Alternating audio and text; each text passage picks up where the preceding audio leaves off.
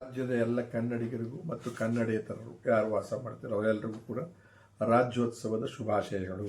ಒಳ್ಳೆಯದಾಗಲಿ. ಆಮೇಲೆ ಯಾರು ಯಾವ ಭಾಷೆಯನ್ನು ದ್ವೇಷ ಮಾಡೋದು ಬೇಡ. ಆದರೆ ಆಯಾ ರಾಜ್ಯದಲ್ಲಿ ಆ ರಾಜ್ಯ ಭಾಷೆಯನ್ನು ಅಂದರೆ ಮಾತೃಭಾಷೆಯನ್ನು ಪ್ರೀತಿಸಬೇಕಾದ್ದು.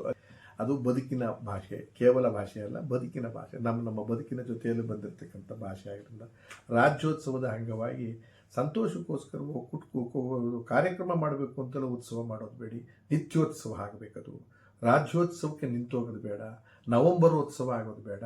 ಪ್ರತಿನಿತ್ಯದ ಉತ್ಸವ ಆಗ್ತಾ ಇರಬೇಕು. ಉತ್ಸವ ಅಂತಂದ್ರೆ ಪ್ರತಿದಿನ ಕಾರ್ಯಕ್ರಮ ಮಾಡಿದ್ದಲ್ಲ, ನಿಂತಲ್ಲಿ ಕುಂತಲ್ಲಿ ಮಾತಾಡುವಾಗ, ಕೆಲಸ ಮಾಡುವಾಗ ವಾತಾವರಣವನ್ನು, ಕನ್ನಡದ ವಾತಾವರಣ ನಿರ್ಮಾಣ ಮಾಡೋಕ್ಕೆ ಪ್ರಯತ್ನ ಮಾಡೋಣ.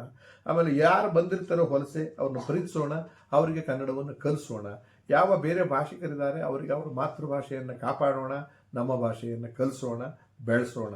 ಇದು ನನ್ನ ನಿರಂತರ ಮತ್ತು ಇವತ್ತು ಕೂಡ ನಿಮ್ಗೆ ಹೇಳ್ತಾ ಇದ್ದೀನಿ. ನಾನು ಕೂಡ ಸೇರಿಕೊಂಡು ಇದನ್ನು ಯಾವುದೋ ಒಂದು ಹಠವಾಗಿ ಮತ್ತು ಸಿಟ್ಟು ಮಾಡಿಕೊಂಡು ಮಾಡ್ತಕ್ಕಂಥದ್ದಕ್ಕಿಂತ ಪರಿವರ್ತನೆಯನ್ನು ಮಾಡೋದಕ್ಕೆ ಪ್ರಯತ್ನ ಮಾಡೋಣ. ಇಲ್ಲಿ ವಾಸ ಮಾಡಬೇಕಾದ್ರೆ ಆ ಭಾಷೆಯನ್ನು ಕಲಿತರು ಮಾತ್ರ ವಾಸ ಮಾಡ್ತೀವಿ ಅನ್ನೋ ವಾತಾವರಣವನ್ನು ಪ್ರೀತಿಯಿಂದ ಬೆಳೆಸೋಣ. ಧನ್ಯವಾದ.